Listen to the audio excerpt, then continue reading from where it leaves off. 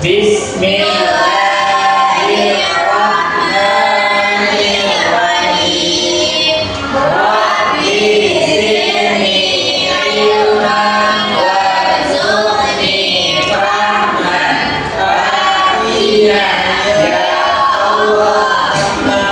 Anda ilmuku dan berilah aku pemahaman yang baik. Amin. Oke, baik. Nah, ada semua. Jadi pada siang hari ini kita akan belajar dengan menggunakan strategi yang agak berbeda nih dari sebelum-sebelumnya ya.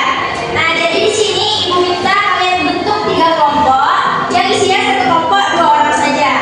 Boleh dibentuk kelompoknya? Baik, Bu.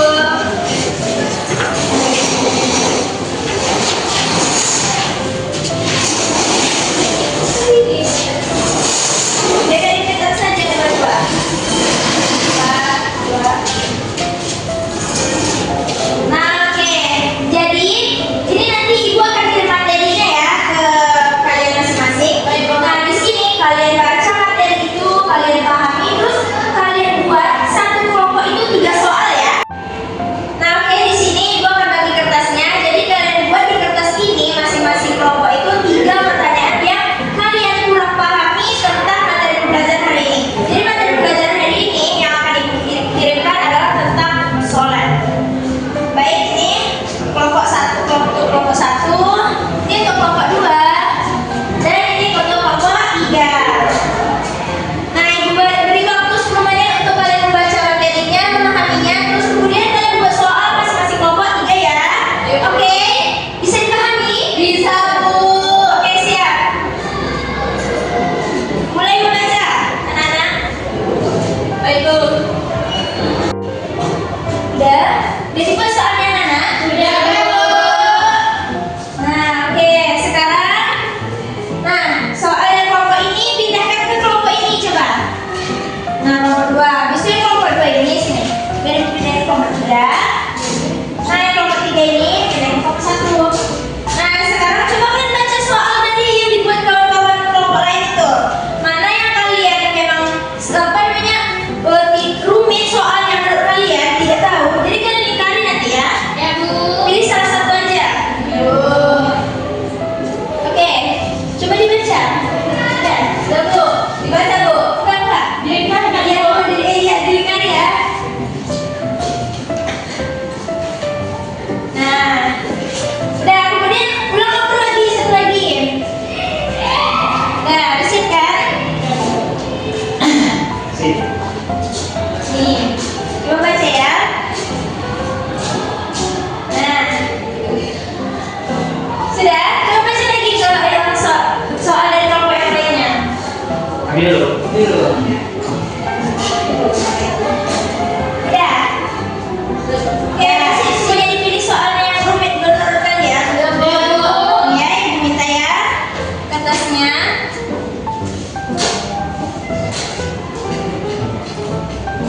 Nah, oke, jadi di sini ternyata dari masing-masing kelompok itu ada satu soal yang terasa rumit. Nih, jadi ada 3 kelompok, masing-masing kelompok ada satu soal. Nah, ini soalnya Ibu buat ya. Soal pertama.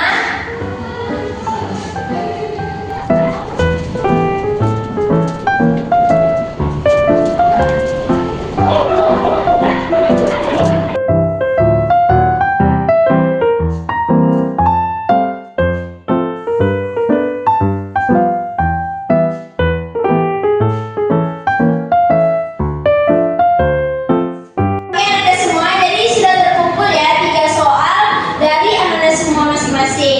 Nah, jadi di sini Ibu ini akan menggunakan strategi learning with a question. Nah, jadi kita akan memulai pembelajaran ini dengan menjawab pertanyaan-pertanyaan dari anak-anak semua. Nah, jadi di sini kan ada 3 pertanyaan nih. Nah, kita mulai dari membahas pertanyaan pertama. Nah, itu kalau sholatnya sudah lengkap rukun dan syaratnya, tapi tidak khusyuk, apakah sholatnya tetap sah?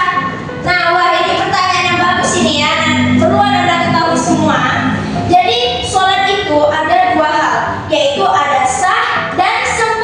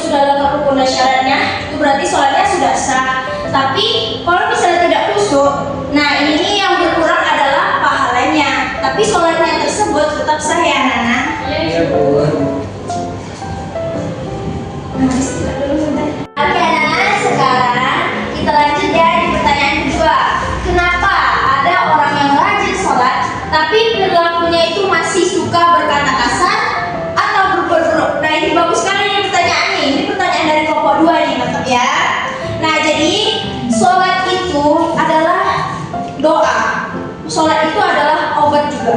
Nah, jadi kalau misalnya nih, kalau obat itu diminum dengan rutin dan dengan sesuai tata caranya, maka kan kalian tuh penyakit kalian akan lama-lama sembuh gitu ya kan.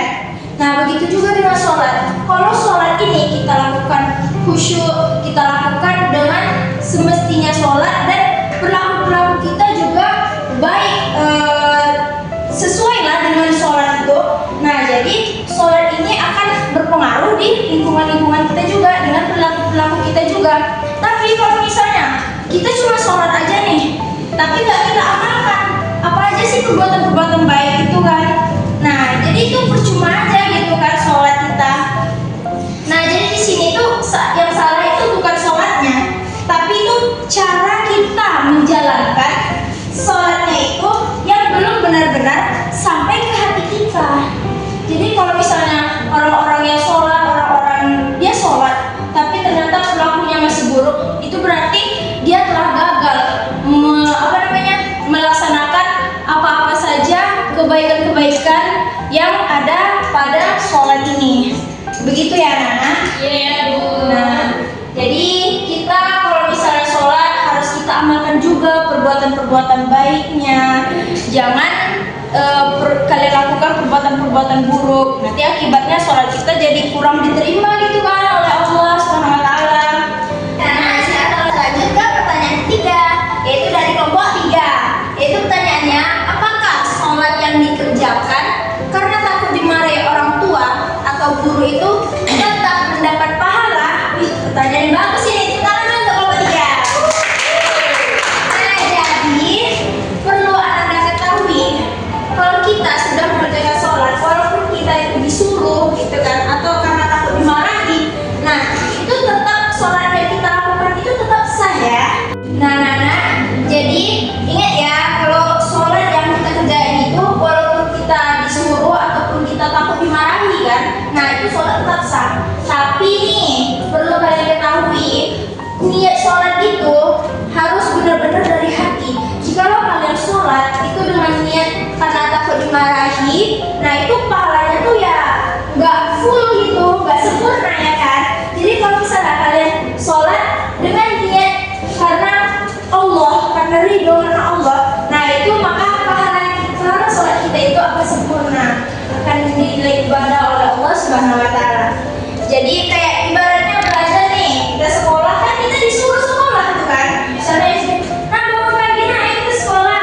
Awalnya mungkin kita kayak males atau apa, tapi kan itu untuk kebutuhan kita juga kan. Jadi nanti kita lama-lama kan memang kita tuh berniat, pokoknya aku harus sukses lah, aku harus bisa. Jadi akhirnya kita tuh mau sekolah ataupun mau belajar tanpa disuruh-suruh lagi. Nah begitu juga dengan sholat, awalnya memang kita tuh disuruh. Nah karena anak-anak itu kan kadang-kadang kan keras kepala ya kan, jadi kan harus agak dipaksa gitu kan. Nah ada juga kan hadis Nabi kalau misalnya udah umur 7 tahun itu udah wajib disuruh sholat ya kan. Kalau tidak mau juga untuk sholat boleh dipukul pakai rotan ya kan. Nah jadi sholat itu memang awalnya kita disuruh walaupun kita merasa takut, tapi nanti akhir-akhirnya kita mau aja bergerak hati kita nih untuk kita melakukan sholat tersebut. Nah begitulah ya. Nah simpan dulu mainannya ya Firza. Ada Firza. Kita belajar dulu. Sedikit lagi kita selesai kok. Nah jadi anak-anak, kita itu tidak apa-apa ya. Awalnya tuh disuruh sholat, tuh disuruh dan agak dikerasin gitu.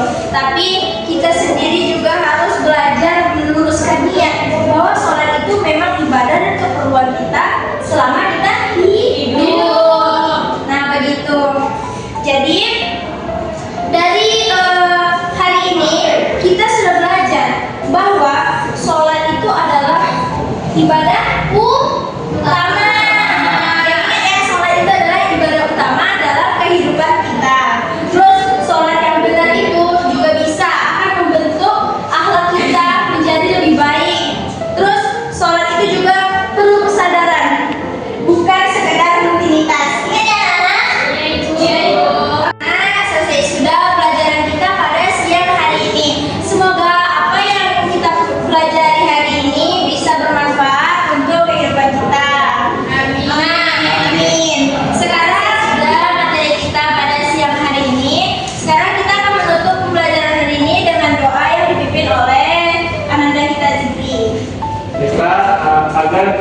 hari ini bisa berkah dan bermanfaat bagi kita semua. Mari kita tutup dengan membaca doa kafaratul majlis. Bismillahirrahmanirrahim.